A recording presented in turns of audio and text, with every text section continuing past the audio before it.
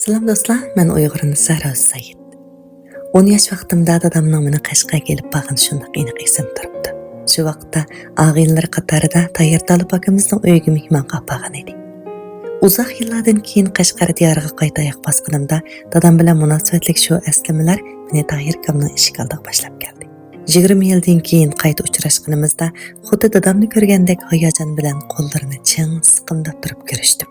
Yana texi o'zim yozgan g'azalni deklamatsiya qilib ulgurdim. Tugidima yana bormi degan savoli menga xuddi dadam Ro'z Saidning "Yaraysan qizim, yaxshi yozibsan, men yoqtirdim" deganidek anglab ketdi. Hayajon bilan yana bir parcha g'azalni o'qib berdim. Albatta, bu qisqa ammo go'zal daqiqalarni tuvanda men sizlarga bahrlab o'tmoqchiman. İztirap çekken navasiz bir kişidirmen. Ahangi naqşidin keçken G'azalxonning ishidirman. Çinemge toldurup çayni zahardek bolsumu achchiq, Cananning zahmisi tekkan ko'ngilning ko'z yoshidirman. Pig'onim elga pur ketdi, yaraqidin chak etdi. Netaki o'smisi o'chgan qaloqqa o'stishidirman.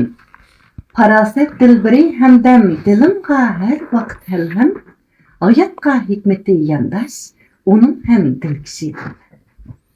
Quchoqda bir etek arman, kecha-yu kunduzi darman. Muhabbet aslisi shu deb bu vaqin mo'ldishidirman.